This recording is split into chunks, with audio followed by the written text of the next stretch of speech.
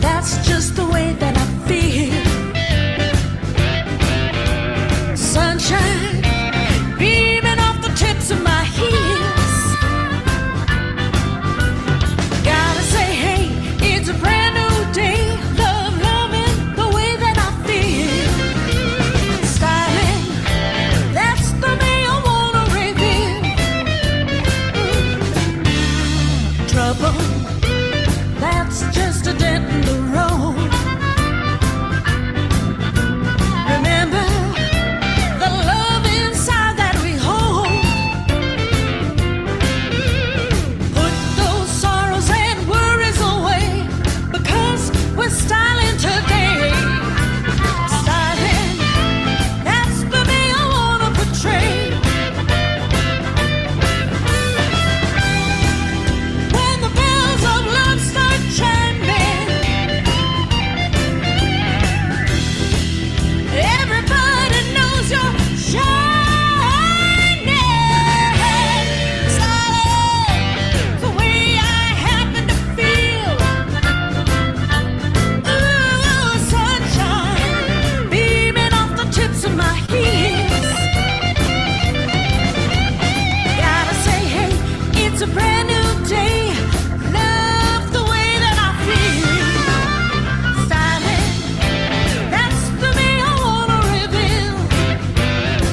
Come on, everybody.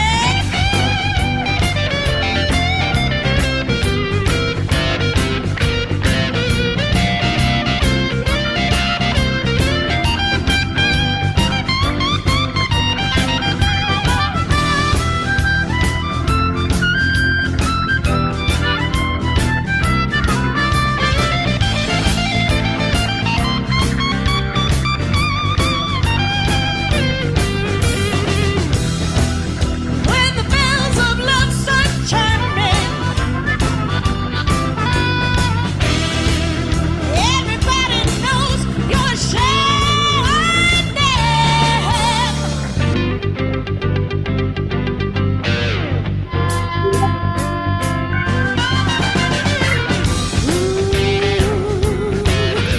We're styling, yeah. Everybody's feeling alright.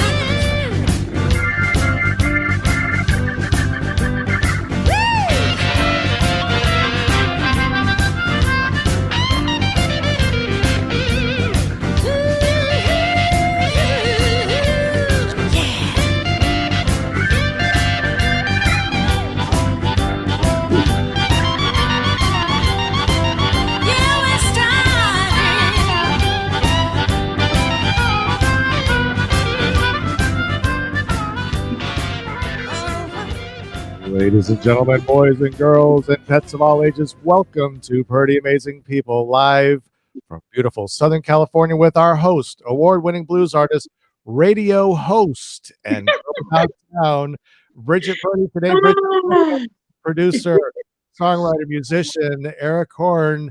Ladies and gentlemen, please welcome our host, Brigitte Purdy. There I am.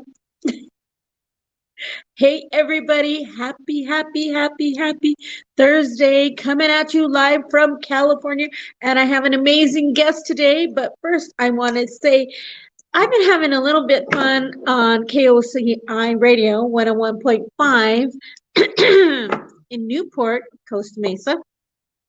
And I want to thank you all this way for sending me these amazing CDs that I'll be spinning this week and on Sunday from 1 to 3 on KOCI Radio.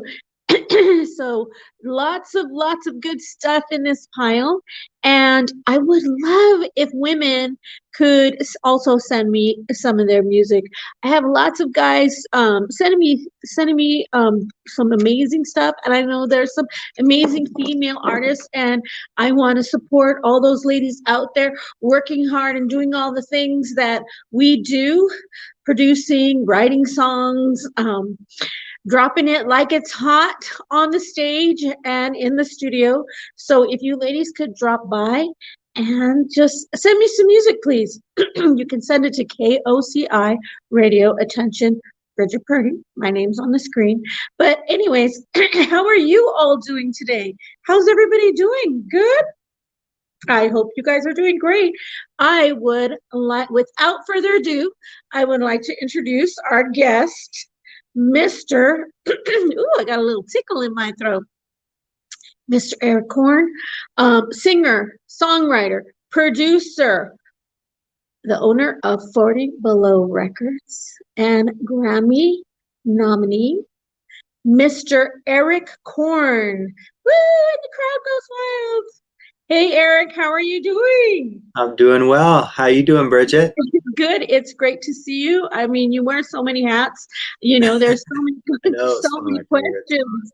You, there's so many questions I want to ask you, and so many things that I'm sure that people who are listening and tuning in we're on YouTube and we're on all the socials right now. And so, how's it going? It's going great. It's a bit of a whirlwind, but you know, better than the alternative. Yeah, the day the world just kind of stopped.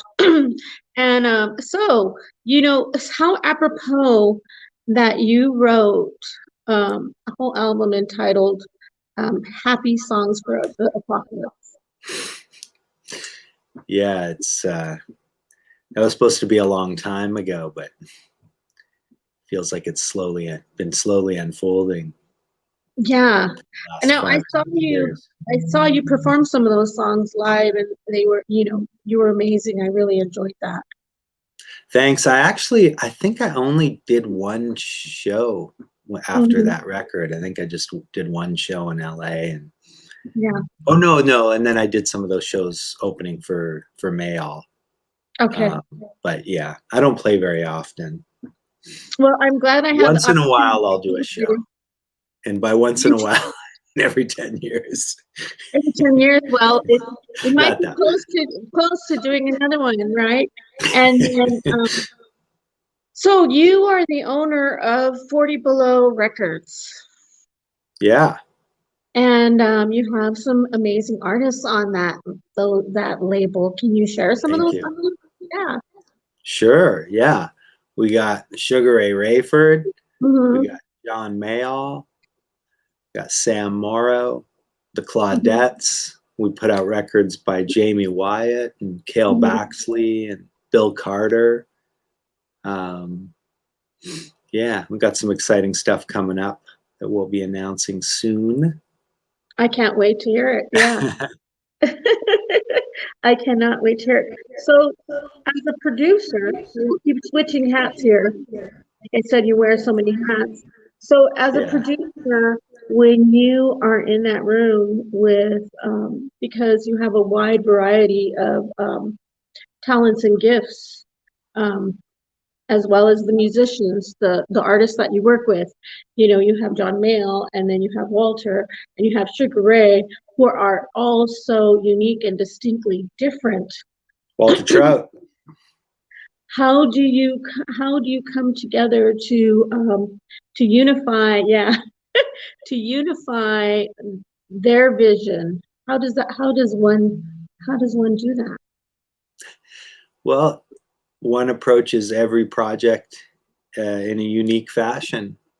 And I mean, I try to really prepare, but also just be really open to what happens in the moment. But I think it depends, you know, like if you're talking about some of these artists I've done quite a number of records with. And so, you know, it doesn't require the same kind of new preparation. But you know, when I'm working with an artist for the first time, I really listen closely to I'd like to just get some acoustic demos and really try to see what I hear in them, what influences. And then I talk to them about that and see which ones we want to kind of lean into. And then I'll kind of do a deep dive into the influences of those artists and kind of get a vibe, get a lot of different ideas for where we can go.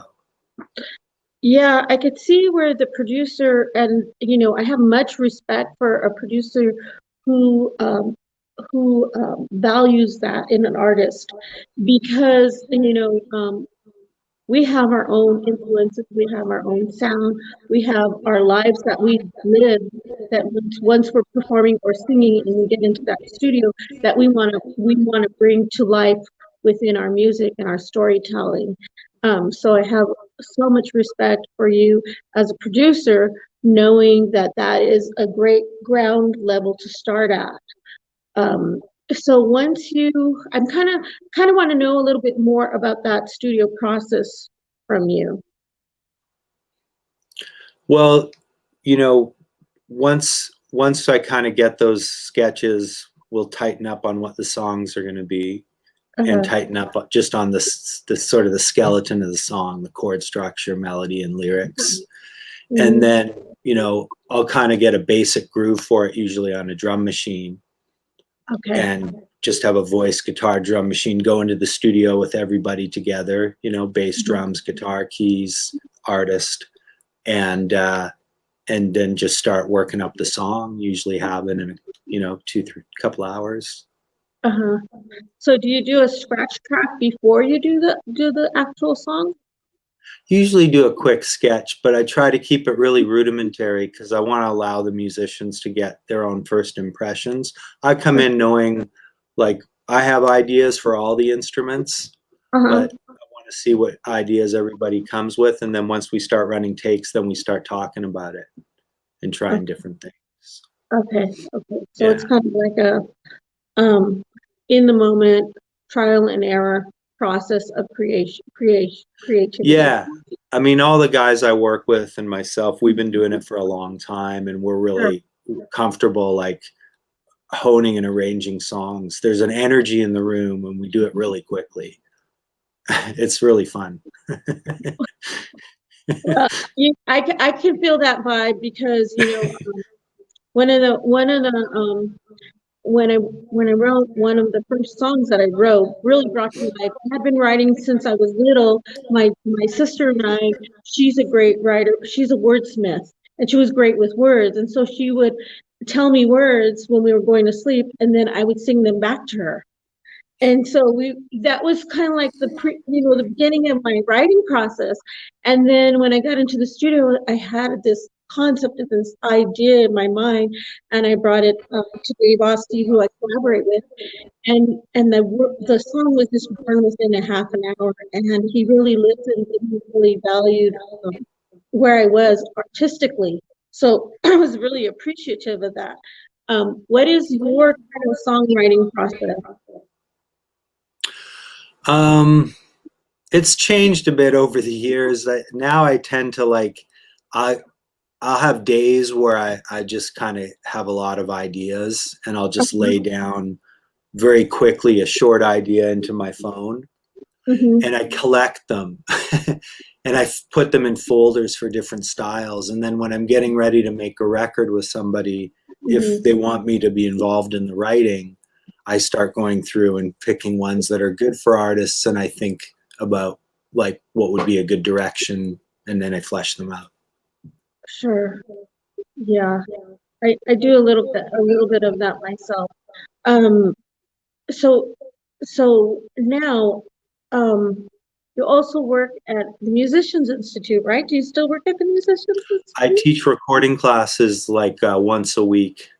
Wow. Yeah, I've done it for a long time. I did it.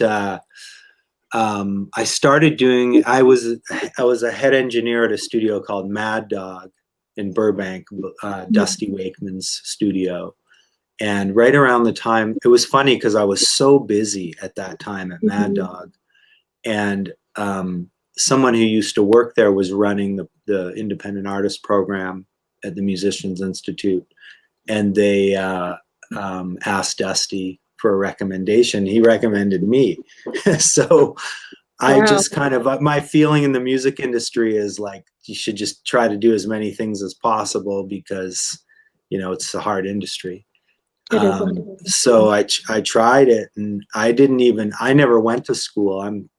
I don't want to say self-taught because I learned a lot kind of on the job from different people, but I didn't go to a school. I did teach myself a lot, just reading and trying stuff. But yeah, so that's kind of how that started, and I still kind of keep my foot in the door. Well, that's and nice. it's fun. So, like, I started recording at a pretty young age. I started recording at my best friend's house. He had, shoot, doggone it. He had just a little tiny, like little eight, whatever doodad. 8-track? Yeah, 8-track in his room. And he'd write a song, and he's a singer too, and he'd say, "Hey, Bridge, come over." I'd come over, he'd teach it to me right then, and then we record it, and then he'd take it downstairs to his family, you know, listen to what we just did type of thing. But okay, cool. So when did you start? I mean, were you doing that? Because like I'm imagining. I actually didn't really get serious about music till I was a little older. I started like probably in high school. Some friends of mine were in a band that became one of the biggest bands in Canada. They were called the Watchmen, and they still do some shows, but not like back in the day. They all do other things. But anyways, I used to get up with them and play, and then once I got into college and started writing, I started playing in bands, and so started more at that time. But I was really, like, in terms of recording, I was honestly, that came later. I started playing in bands and doing that, and then later I transitioned more into production. Well, you must just have a natural gift then. I mean, seriously, it's because it is, you guys, if you don't know Eric's stuff, you know, and here, this is Sugaray. I always get camera weird. Here, which way am I? Oh, there we go. I did it. Okay, this is Sugaray's album that just came out. It's phenomenal. Thank you. It is seriously amazing. Phenomenal. It's amazing. And he's one of a kind. He is one of a kind. I'm so passionate, and I love this stuff so much. I try not to cry in every show, but I do, because that's just who I am. And the depths of the soul that is revealed here. And when you're in the studio recording, I can speak from the singer's point of view. When you're in the studio recording something like this, you know, it's very intimate that you're sharing via the music to bring that story to life. And it's amazing. Please Take My Hand is on here, which is amazing. Invisible Soldier, which tells, you know, a part of Sugaray's life being in the military, which I served. I sang for the troops for the Department of Defense during Desert Storm. There I go. Very cool. So I can relate to that. These are songs that people can relate to. And well, that's great to hear. They're very relatable. And so you have to get into the artist's head, into their heart, and into their soul. And you've definitely captured that. Andy, can we play one of these songs, please? So this is from a different album, but this is Sugaray, everybody. I'm a revelator. Come with me. You wanna meet your maker. You gotta believe. I'm a freak of nature. I ain't no honeybee. I'm an unknown creature. The likes you never seen. Wahoo, wahoo. Wahoo, wahoo.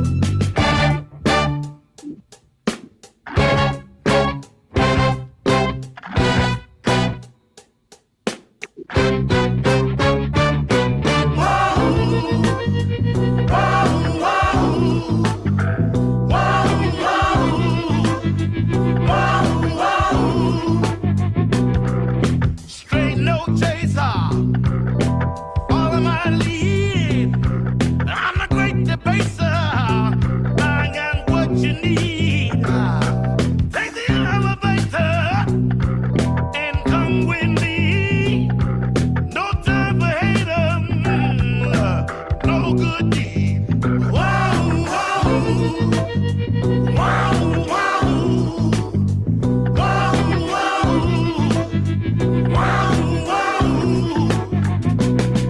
No, I ain't your preacher. No, I ain't your preacher. No, I ain't your preacher. No, I ain't your preacher. No, I ain't your preacher. No, I ain't your preacher. No, I ain't your preacher. No, I ain't your preacher. Woo! Good stuff. Good stuff. So do you use Pro Tools? Use an e-board? What do you?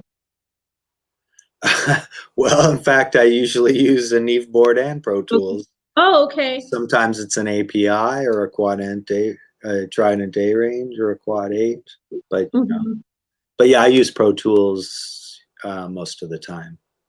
Okay. So Yeah. with each of the artists and their unique sounds,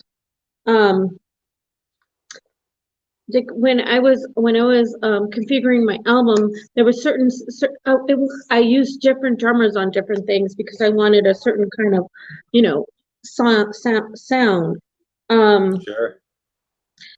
And so do you use the same musicians on these, or you say, this guy's going to be kind of perfect for this sound. He's got the grit in the guitar, or Well, first and foremost, it depends, what the deal is with the artist. Is it a band? So there are some times where I end up working with the lineup that the artist is using. Okay. So when I do a record with Walter Trout, we're usually working with his live band. It's Mike Leisure and Johnny Graparek, Teddy Andreatis, and same with Mayall. But with Mayall, I've been bringing in a lot of guests on the records. When it's then there's records I'll do when I'm kind of putting together a band, and those records I kind of shape even more because the roots of the production go even a little deeper with the casting and then but I have a pretty deep bench of people that I'll work with at different positions, bass drums, etc. Sure. So living in LA, there's so many great musicians and great people. So some people are better suited to a project depending on the style. Sure. But I've been doing a lot of records with the guys that are on Sugaray Rayford's record, Matt Teku and Taras Podaniak, Rick Holmstrom, Eamon Ryland, Sasha Smith, Drake Shining's on there. Different horn section on this record than the last one. Those are some bad boys. Yeah, those are some bad mofos, no doubts about it. My friends are bad. Bad men. Yeah, they're assassins. They're totally insane. They're beautiful human beings. They play their butt off. Oh my gosh. If you guys get an opportunity to go out and see Walter Trout, those guys, if you get an opportunity to see Sugaray, if you get an opportunity to see John Mayall, which I just recently saw him, I recently saw Walter at the Canyon Club in Montclair, and then I recently saw John Mayall. He's retiring. He's going to do 2 more local dates. It's on his Facebook and on his website, and then he's hanging them up. Woo! I saw his last show. Yeah, you saw one of the last shows. I saw one of the last shows too. There's a show I'm going to try to get to. I think it's Friday, March 25th at the Canyon, and then I think he plays the next night. Maybe I got to check. Might be the Coach House. Might not be. Got to check. So they're local Californians. Yeah, right? Yeah. He's not going to travel anymore. Yeah. Yeah. So if you have the opportunity to see these legends live, and they are all legends, then you need to step out and do that, because it's John Mayall. Wow. Walter played with John Mayall. Walter was Yeah, in his Walter was in the band. Blues Breakers in the 80s. So these are legends. They're not just recording artists, but they are, fathers of the blues, just as Muddy Waters was father of the blues. These are people that have a deep passion for the blues, and they've continued to carry the torch. And what's so cool about the blues, that I always say, is it's not just everybody in this genre is so down home. If you go see Sugar Ray, he's going to come up to you. He's going to talk to you. You're going to feel like going to feel like you're at a family gathering, a family, back in my day when I grew up, my family would come over, my dad would, bring out the guitar, I would sing. It's that kind of feeling, like you're at somebody's picnic, somebody's barbecue, somebody's, house party. It's a party. It's a party. He brings the party. So I encourage you to go out, because I just can't say enough about it. I just can't say enough. So Eric, what you've done so many things. Teacher, recording artist yourself. You own 40 Below Records. You've produced all these legends. What's next, Eric? What's that? Well, more records. More of the same, with some of the same people, with some new people. Like I said, be some news coming soon.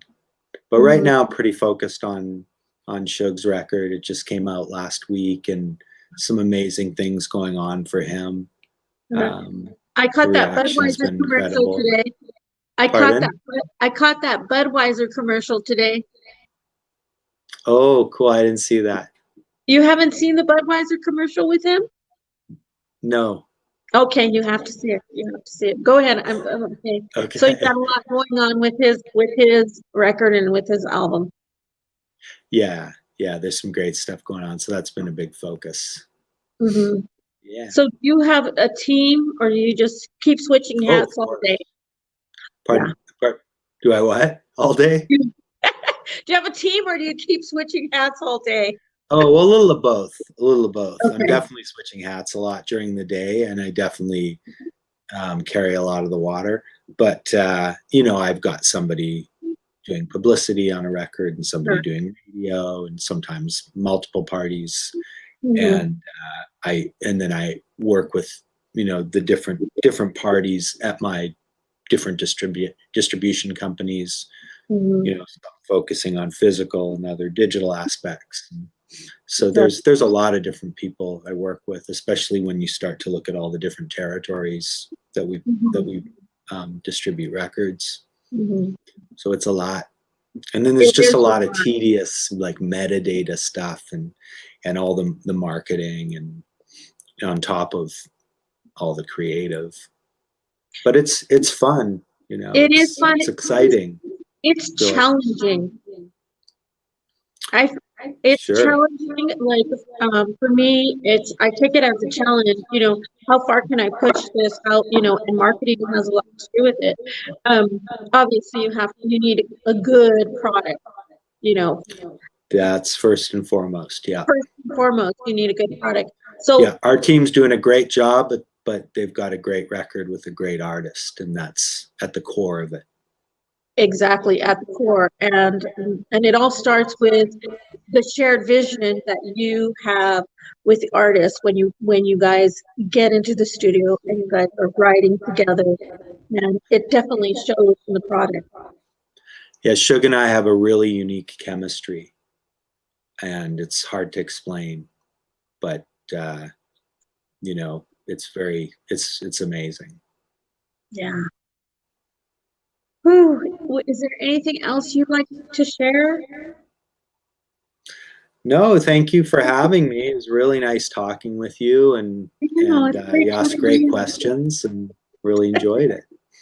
Good. I'm glad. I'm glad. This is a different side of me, Sure. the lockdown. I started this because, I wanted to bring some joy and knowledge, and happiness into people's homes when everybody was locked down. And so, they get a sneak peek of what we do and how we do it. And you're great at it. So thank you so Thank much you. for being on here. We're going to play Sam Morrow's song, Going Out. Would you like to tell us a little bit about that before we put it on? Sure. Which song are you playing? Andy, which song was it again? Is it I know Quick that Fix? it has a funny video. It's Quick Fix. Yeah. Oh my God. Yeah. That video is hilarious. Yeah. Well, it's, we're doing our funky country thing. It is Funky funky. tongue. Yeah. I love that song. It was the first time I heard it. It's a hit. You were a It's hit. cool. It's that song's just crossed 1 million streams on Spotify. Mm-hmm. The video's almost at 100,000, and Wow. it was on the show Billions, and The Rock featured it in a video on Instagram. It was really cool. And him Okay, and Sam are like pen pals. Check it Him out. and Sam are pen pals now. It's hilarious. Oh, that's funny. Yeah. That is funny. I'm going to check out The Rock's Instagram so I can listen to it.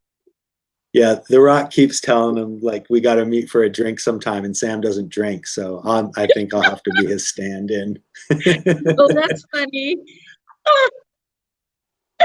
Oh, that's hilarious. Okay, so I'm excited. Let's share that video, and thank you again, Eric. And I know I'll be seeing you. And by the way, be prepared. You're going to be up for another Grammy. Be prepared. I called it the first time. I'm going to call it again. That's right.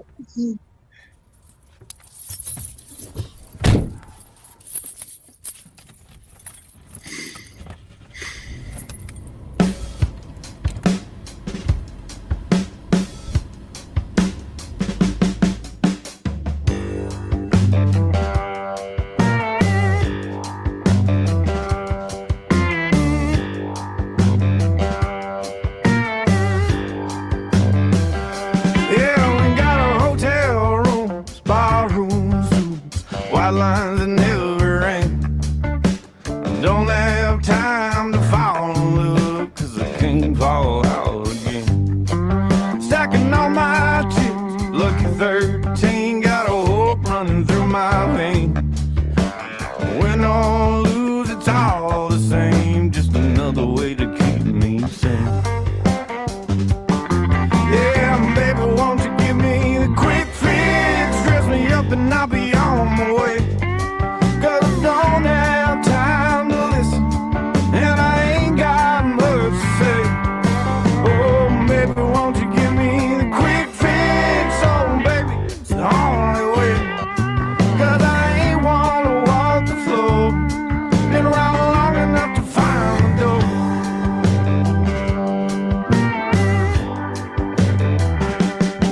Yeah, I can hear you talking, I can hear you walking as a line just to get to the end. Yeah, my apathy gets the best of me, and there goes another friend. Say, hey, Mr. Haggard, got to disagree. Yeah, the Bible ain't letting me down. Sometimes all that walking and all that talking needs a little bit of drowning out. Oh, baby, won't you give me the quick fix? Dress me up and send me on my way. 'Cause I don't have time to listen, and I ain't got much to say. Oh, baby, won't you give me the quick fix? Oh, baby, it's the only way. 'Cause I ain't one to walk the floor, been around long enough to find the door.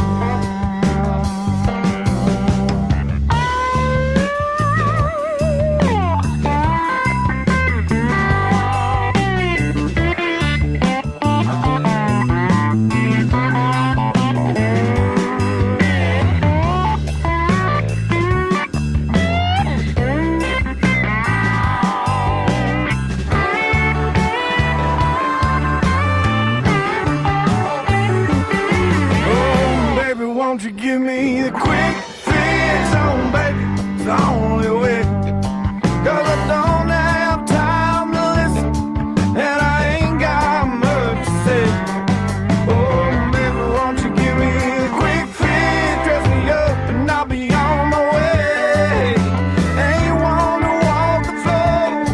Been around long enough to find the door.